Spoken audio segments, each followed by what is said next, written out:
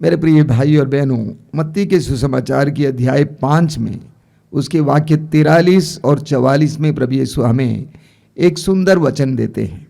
प्रभु कहते हैं, तुम लोगों ने सुना है, कहा गया है, अपने पड़ोसी से प्रेम करो और अपने बैरी से बैर।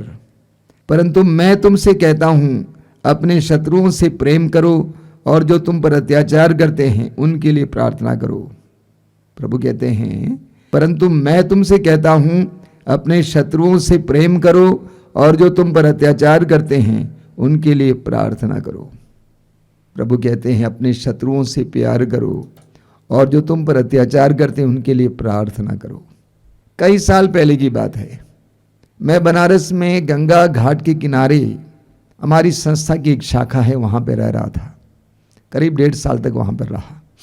क्रिसमस मनाने के लिए हमने आसपास के हमारे पड़ोसियों को बुलाया था और वे आए, हम क्रिसमस के गीत गाए और उनको जलपान दिए। इसलिए कितने सारे लोग आ रहे थे। हमने दीवार पर प्रभु के कुछ वचन कागज़ पर मोटे अक्षरों में लिखकर चिपकाया था। हमारे डकिया पोस्टमैन अगले दिन आए, कहा कि कल नहीं आ पाया, आज आया हूँ साहब, जो देना है दे दीजिए।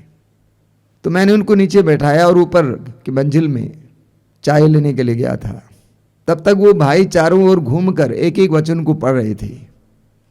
अंत में एक वचन के पास आकर अटक गए। वहाँ पर लिखा हुआ था, मैं तुमसे कहता हूँ, अपने शत्रुओं से प्यार करो और जो तुम पर अत्याचार करते हैं उनके लिए प्रार्थना करो। मैं चाय लेके नीचे आया तो उस डकिया भाई ने कहा कि देखिए, बाकी सब चीज़ें सही हैं लेकिन ये सही नहीं है, ये सही नहीं है। अपने शत्रुओं से प्यार करो और जो तुम पर अत्याचार करते हैं उनके लिए प्रार्थना करो। मैंने पूछा क्यों? और उसने कहा कि क्योंकि ये संभव नहीं है। मैंने कहा चलिए चाय पी लीजिए। चाय के लिए बैठ गए। कुछ देर के बाद मैंने उनसे कहा कि आपने कहा दीवार पर लिखा हुआ या वो शब्द सही नहीं है, क्योंकि वो संभव नहीं है। लेकिन मैं आपको एक सत्य आज बताना चाहता हूँ, जो उस वचन को अपने जीवन में संभव करता है उसको ईसाई कहते हैं। जो प्रभु के उस वचन को अपने जीवन में चरितार्थ करता है, अपने जीवन में उतारता है, मैंने कहा उसको ईसाई कहते हैं। प्रभु यीशु ने हमें बहुत सारी शिक्षाएं दी, लेकिन प्रभु की सारी शिक्षाएं प्रभु ने स्वयं अपने जीवन में प्रकट भी किया, चरितार्थ भी किया। प्रभु ने कहा कि मैं तुमसे कहता हूं कि अपने शत्रुओं से प्रेम करो और जो तुम पर अत्याचार करते हैं उनके लिए प्रार्थना करो। और प्रभु ने स्वयं हमारे सामने करके दिखाया। क्रूस पर लटकते समय शरीर कांप रहा था, जुबान से एक भी शब्द नहीं निकलता था। उस समय भी प्रभु ने अपने दुश्मनों के लिए प्रार्थना की। प्रभु ने प्रार्थना की उन लोगों के लिए जिन्होंने उनको तिरस्कार किया था, उनके ऊपर झूठा इल्जाम लगाया था, उनके ऊपर दोष लगाया था, उनका उपहास किया था, उनके ऊपर थूका था, उनका इनकार किया था, उनको बेरहमी से क्रूस पर ठोक दिया था। उन सारे लोगों के लिए प्रभु ने प्रार्थना की, हे पिता इन्हें क्षमा कर, क्योंकि ये नहीं जानते हैं कि ये क्या कर रहे हैं। हे पिता इन्हें क्षमा कर, क्योंकि ये नहीं जानते हैं कि ये क्या कर रहे हैं। प्रभु ने प्रार्थना की। अब जानते हैं इस संसार में हजारों या लाखों लोग इस प्रार्थना से प्रेरित हुए हैं। लोग जब प्रभु यीशु के बारे में कहते हैं, गैर विश्वासी भी कहते हैं कि यीशु मसीह ने क्रूस पर से प्रार्थना की अपने दुश्मनों के लिए। यीशु ने स्वयं करके दिखाया और यीशु के शिष्यों ने भी इसी बात को अपने जीवन में उतार दिया। हम पढ़ेंगे प्रेरित चरित्र के अध्याय 7 में, कलीसिया का पहला शहीद स्तेफनुस, प्रभु के सुसमाचार की घोषणा करने के कारण उसके ऊपर भी गलत इल्जाम लगाया गया था, झूठा दोष लगाया गया था और उनको भी मार डाला गया था। कैसे मार डाला गया था? पत्थरों से। लोग पत्थर मार मार कर उनको मार डाला। वचन में हम पढ़ते हैं प्रेरित चरित्र अध्याय 7 उसके वाक्य 59 और 60 में पढ़ते हैं, जब लोग स्तेफनुस पर पत्थर मार रहे थे तो उसने ये प्रार्थना की, प्रभु यीशु मेरी आत्मा को ग्रहण कर। लोग पत्थर मार रहे थे, सिर पर एक के बाद एक पत्थर आकर मार रहा था और वो बेहोश हो रहे थे, मर रहे थे, उस समय उन्होंने क्या प्रार्थना की? उन्होंने प्रार्थना की, ईसा मेरी आत्मा को ग्रहण कर। तब वो घुटने टेक कर ऊंचे स्वर से बोला, क्या प्रार्थना है? प्रभु ये पाप इन पर मत लगा। और ये कहकर उसने प्राण त्याग दिए। अपने गुरु की तरह, अपने प्रभु की तरह, जो क्रूस पर से अत्याचार करने वालों के लिए प्रार्थना की, उसी तरह अपने ऊपर पत्थर फेंकने वाले उन सारे लोगों के लिए स्तेफनुस ने प्रार्थना की और कहा कि प्रभु ये पाप इन पर मत लगा। वही प्रार्थना जो उनके गुरु ने की थी। प्रभु यीशु कहते हैं जो तुम पर अत्याचार करते हैं उनके लिए प्रार्थना करो। प्रभु क्यों कहते हैं कि जो तुम पर अत्याचार करते हैं उनके लिए प्रार्थना करो? ताकि आप और मेरी प्रार्थना के द्वारा उस अत्याचारी का मन बदल जाए, व्यवहार बदल जाए, हृदय बदल जाए और जीवन बदल जाए। प्रभु चाहते हैं कि हम ऐसे लोगों के लिए प्रार्थना करें ताकि उन्हें उन बंधनों से छुटकारा मिले। कई साल पहले की बात है, एक दिन सुबह मिसा के लिए गया हुआ था। मिसा के बाद मैं बाहर आया, एक गरीब बहन मेरे पीछे लग गई जो रोज मिसा के लिए आया करती थी। उसने कहा स्वामी जी एक बात कहना चाहती हूँ। मैंने कहा हाँ बोलो, क्या है? वो बोल रही थी कि समस्या है घर पे। क्या समस्या है? हमारे पड़ोसी हमसे भी धनी हैं, हम लोग गरीब हैं, और वो पड़ोसी क्या करता है, अपने घर के कूड़े को छत पर चढ़कर हमारे प्रांगण में गिरा देता है। हम उससे लड़ नहीं सकते हैं। अगर मैं पति से बोलूँगा लड़ने जाएगा, पिटाई खाएगा, हम क्या करें? मैंने पूछा प्रभु ने क्या कहा है? प्रभु ने क्या कहा है? कहा कि अत्याचारों के लिए प्रार्थना करो। मैंने कहा वही करो। वो मेरी ओर ताकती रह गई। मैंने कहा मैं कहता हूं प्रभु के आदेश का पालन करो। देखिए जब हम प्रभु के आदेश का पालन करते हैं प्रभु हमें आशीर्वाद देते हैं। मैंने कहा प्रभु के आदेश का पालन करो, तुम रोज उसके लिए प्रार्थना किया करो। कुछ दिनों के बाद फिर मिसा के बाद मैं निकल रहा था, वो आई मेरे पीछे। मैंने कहा हाँ बोलिए क्या बात है? उसने कहा स्वामी जी मैं एक बात करने आई हूँ, आपने कहा था मुझसे कि उसके लिए प्रार्थना करो। मैंने प्रार्थना करना शुरू किया तो मैंने पूछा क्या हुआ? कह रही है अभी मुझे नहीं मालूम कि वो अपना कूड़ा कहाँ फेंक रहा है। मुझे नहीं मालूम कि वो अपना कूड़ा कहाँ फेंक रहा है। प्रभु यीशु कहते हैं जो तुम पर अत्याचार करते हैं उनके लिए प्रार्थना करो। कभी कभी जानबूझकर कुछ लोग हमें तंग करने आते हैं, वास्तव में वे हमसे हमारी प्रार्थना मांग रहे हैं, इनडायरेक्टली, परोक्ष रूप से। और कुछ लोगों को प्रभु हमारे पास भेजते हैं ताकि हमें तंग करें और हम उनके लिए प्रार्थना करना शुरू करें ताकि उनका जीवन परिवर्तित हो जाए। हो सकता है कि उनके लिए प्रार्थना करने वाला कोई नहीं है, इसीलिए प्रभु कभी कभी हमारे पास ऐसे लोगों को भेजते हैं। और ये जानिए कभी ये भी हो सकता है कि आपके पति आपको तंग करने वाले हों, आपके पति आप पर अत्याचार करने वाले हों, आपकी पत्नी आप पर अत्याचार करने वाली हों। ऐसा कभी कभी होता है। ये आपकी जिम्मेदारी है कि आपके पति के लिए निरंतर प्रार्थना करते हुए उनको उस बुरी आदत या खराबी से छुटकारा दिलाएं। आप पढ़ेंगे कुरिन्थियों के पहले पत्र के अध्याय 7 वाक्य 16 में लिखा हुआ है, पति पत्नी के लिए मुक्ति का कारण बन जाए और पत्नी पति के लिए भी मुक्ति का कारण बन जाए। पति के द्वारा पत्नी की मुक्ति हो, पत्नी के द्वारा पति की मुक्ति हो।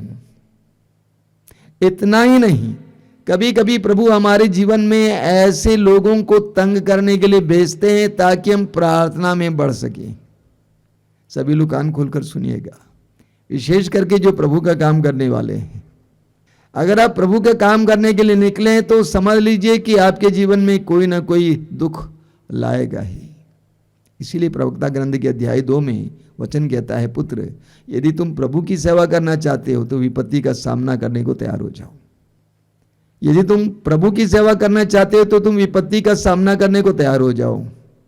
तो हमारे जीवन में भी कभी कभी हो सकता है कि पत्नी प्रभु की सेवा में लगी हुई है, पति उसके लिए सिरदर्द बन जाएगा, पत्नी सिरदर्द बन जाएगी, बच्चे सिरदर्द बन जाएंगे, ताकि आप प्रार्थना करें और अपनी प्रार्थना के द्वारा प्रार्थना में बढ़ें और आप स्वयं शुद्ध हो जाएं। पति के लिए प्रार्थना करते करते करते करते आप स्वयं शुद्ध हो जाएं। जानते हैं संत अगस्तिन के बारे में? आज हम कलीसिया में अगस्तिन को संत अगस्तिन कहते हैं, जबकि वो युवावस्था में पाप में जीवन जी रहा था। उसकी मां मोनिका निरंतर उसके लिए प्रार्थना करती रही। उस पापी बेटे के लिए प्रार्थना करते करते करते बेटा तो संत बन ही गया और मां भी संत बन गई। एक जबरदस्त उदाहरण है। अगर बेटा अगस्तिन पापी नहीं होता तो मोनिका उतनी प्रार्थना नहीं करती, वो संत नहीं होती। यानी आज हम संत का पद नहीं देते। बेटा पापी था, इसलिए प्रार्थना करते करते करते बेटे का जीवन परिवर्तित किया, उसको कलीसिया का खंबा बनाया और संत बनाया। साथ ही साथ मोनिका भी संत बन गई। इसीलिए प्रभु कहते हैं जो तुम पर अत्याचार करते हैं उनके लिए प्रार्थना करो। रोमियो के पत्र के अध्याय 12 उसके वाक्य 19 से 21 तक मैं आपके लिए पढ़ना चाहता हूँ। प्रिय भाई और बहनों, आप स्वयं बदला न चुकाएं बल्कि उसे ईश्वर के प्रकोप पर छोड़ दें, क्योंकि लिखा है, प्रभु कहता है, प्रतिशोध मेरा अधिकार है, मैं ही बदला चुकाऊंगा। पहली बात पौलुस कहते हैं आपको बदला नहीं चुकाना है, वो ईश्वर का काम है। इसलिए यदि आपका शत्रु भूखा है तो उसे खिलाएं और यदि वो प्यासा है तो उसे पिलाएं, क्योंकि ऐसा करने से आप उसके सिर पर जलते अंगारों का ढेर लगाएंगे। आप लोग बुराई से हार ना माने बल्कि भलाई द्वारा बुराई पर विजय प्राप्त करें। पौलुस कहते हैं कि आप बुराई से हार ना माने बल्कि भलाई करते हुए उस बुराई पर जीत पाए। कोई बुराई कर रहा है आपके विरुद्ध और आप भी उसके विरुद्ध बुराई करेंगे तो आप हार गए, जीते नहीं। आपने भी वही किया, लेकिन भलाई करते हुए उस बुराई पर जीत पाए। उदाहरण संत पौलुस कहते हैं, यदि आपका दुश्मन शत्रु भूखा है उसे खिलाए, प्यासा है उसे पिलाए, और आपका ये प्यार उसको शर्मिंदा करेगा। मेरी एक धारणा है, वो धारणा यह है कि कोई भी मनुष्य हमेशा के लिए प्रेम का तिरस्कार नहीं कर सकता है। कोई भी मनुष्य हमेशा के लिए प्रेम का तिरस्कार नहीं कर सकता है। आपने पंडित धर्म प्रकाश शर्मा के बारे में सुना होगा, राजस्थान के पुष्कर के रहने वाले। पुष्कर में एक मंदिर है जो ब्रह्मा के नाम पर प्रतिष्ठित है। संसार भर में एक ही मंदिर है जो ब्रह्मा के नाम पर है। उस मंदिर के मुख्य पुरोहित का एकमात्र बेटा थे पंडित धर्म प्रकाश शर्मा। उनके पिता गांधी जी के साथ स्वतंत्रता के लिए लड़ने वालों में से थे। ऐसे पंडित धर्म प्रकाश शर्मा जब युवा थे उस समय उनको बराबर एक लड़की का सपना आता था। उनको एक लड़की का सपना आता था, जवान लड़की का, और उनको बहुत अच्छा लगता था। पंडित धर्म प्रकाश शर्मा के बारे में बहुत सुंदर फिल्म बनी है, आपके YouTube में भी उपलब्ध है। वो हमारे आश्रम में भी आ चुके हैं, साक्ष्य भी सुनाए हैं। और उन्होंने कहा कि एक दिन अचानक एक अस्पताल गए हुए थे, उस अस्पताल में वो लड़की दिखाई दी। उन्होंने पूछा कि क्या नाम है तेरा? कहा कि मेरा नाम आशा है। क्या जात है? उन्होंने कहा मैं क्रिश्चियन हूं, ईसाई हूं। और पंडित जी ने कहा कि मैं तुमसे शादी करना चाहता हूं। आशा ने कहा कि ये कैसे हो सकता है, आप तो ब्राह्मण हैं और मैं एक क्रिश्चियन हूं। लेकिन जब आशा बहन अपने घर गई तो प्रभु ने उसको बताया कि तुम्हारा एक मिशन है, उससे शादी कर लो। उस घर में तुम्हारा एक मिशन है, एक काम है, मैं तुम्हारे ऊपर सौंप रहा हूं। आशा बहन ने अपने घर के लोगों को बताया और घर के लोग गए, कहा कि मंजूर है। धर्म प्रकाश जी ने बिना अपने माँ बाप की इजाज़त के उस लड़की से शादी कर ली। लड़की को घर ले आए। उसके माँ बाप स्वीकार करने को तैयार नहीं थे, बिल्कुल तैयार नहीं थे। लेकिन आशा बहन ने अपने प्रेम के द्वारा अपने सास ससुर के मन को जीत लिया। हमारे यहाँ पर जवान लड़कियों की शादी होती है, मैं उनसे बोलता हूँ, बेटा तुम अपने सास ससुर और अपने पति को इतना प्यार दो कि वे मजबूरन प्रभु के कदमों पे आ जाएं। कोई भी प्रेम का तिरस्कार हमेशा के लिए नहीं कर सकता है। अब पंडित धर्मप्रकाश जी ने अपनी पत्नी से कहा, देख मैंने तुझसे शादी की है तेरे धर्म से नहीं, तुझसे शादी की है तेरे धर्म से नहीं, इसलिए तेरे धर्म की बात नहीं बताना कभी भी। लेकिन एक अच्छे विश्वासी होने के कारण, मसीह होने के कारण अक्सर आशा बहन अपने पति को प्रभु के बारे में और अन्य बातें बताया करती थी। जब जब उन्होंने अपने पति को यीशु के बारे में या धर्म के बारे में कहा, उन सभी क्षणों में पंडित जी ने उसको बहुत बुरी तरह से मारा।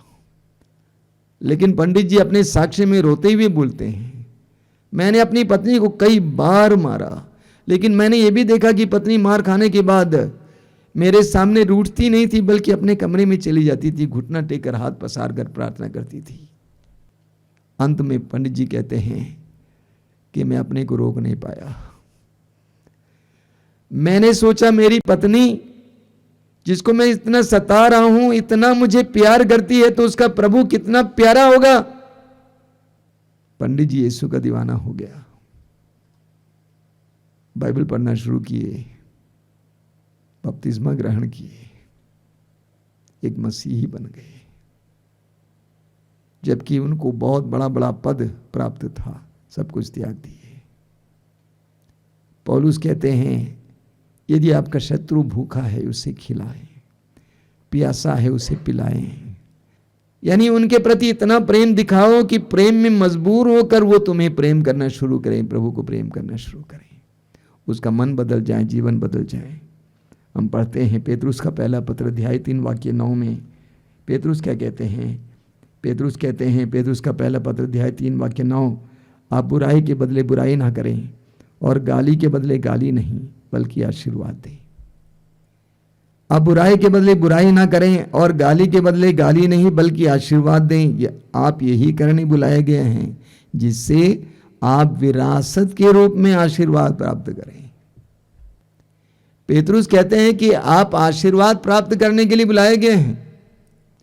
प्रभु यीशु मसीह में विश्वास करने के कारण, यीशु मसीह को धारण करने के कारण आप अनुग्रह और आशीर्वाद के पात्र बन चुके हैं। आपको ईश्वर बहुत ढेर सारे आशीर्वाद देना चाहते हैं, लेकिन वो तभी संभव है जब आप दूसरों को आशीर्वाद देंगे। गाली के बदले गाली नहीं देंगे बल्कि दूसरों को आशीर्वाद देंगे। लूकास अध्याय 6 वाक्य 38 प्रभु यीशु कहते हैं, जिस नाप से तुम नापते हो उसी नाप से तुम्हारे लिए भी नापा जाएगा। अगर हम दूसरों को आशीर्वाद देते हैं, प्रभु हमें भी आशीर्वाद देंगे। तो पेतरुस कहते हैं, गाली के बदले गाली नहीं देना, आशीर्वाद देना, ताकि तुम आशीर्वाद प्राप्त करोगे। मेरे प्रिय भाई और बहनों, प्रभु चाहते हैं कि हमारे दुखों के जरिए ही हम आशीर्वाद ढेर मात्रा में प्राप्त करें, प्रचुर मात्रा में प्राप्त करें। ये हमारे जीवन की एक शैली बन जाए। जो हम पर अत्याचार करते हैं उनके लिए प्रार्थना करना। किस प्रकार की प्रार्थना? उनकी विपत्ति के लिए प्रार्थना नहीं करेंगे, बल्कि उन्हें आशीर्वाद देना, आशीर्वाद की प्रार्थना करना, ताकि हम भी आशीर्वाद प्राप्त करें, हम प्रभु की आशीष पाएं। आइए हम प्रार्थना करें। प्रभु यीशु, धन्यवाद देते हैं इन पलों के लिए, धन्यवाद देते हैं तेरे पवित्र वचनों के लिए। तेरा एक एक वचन हमारे लिए कितना अनमोल है यीशु। एक एक वचन में कितना अनुग्रह छिपा हुआ है। एक एक वचन के द्वारा तू हमें जीवन का मार्ग बताता है। एक एक वचन के द्वारा तू हमें आशीर्वाद, आशीष और अनुग्रह का मार्ग बताता है। हम तुझे धन्यवाद देते हैं तेरे सुंदर उदाहरण के लिए। न केवल तूने शब्दों में हमें शिक्षा दी, बल्कि तूने जीवन के द्वारा भी शिक्षा दी। धन्यवाद यीशु। हम तुझसे प्रार्थना करते हैं उन सारे लोगों के लिए जो विद्वेष में, दुश्मनी में जल रहे हैं, उन्हें भी ये वचन सुनने का मौका दीजिए। हजारों लोगों को तेरे इस पवित्र वचन सुनने का मौका दीजिए यीशु। धन्यवाद प्रभु, धन्यवाद। तेरी स्तुति, तेरी आराधना, तेरी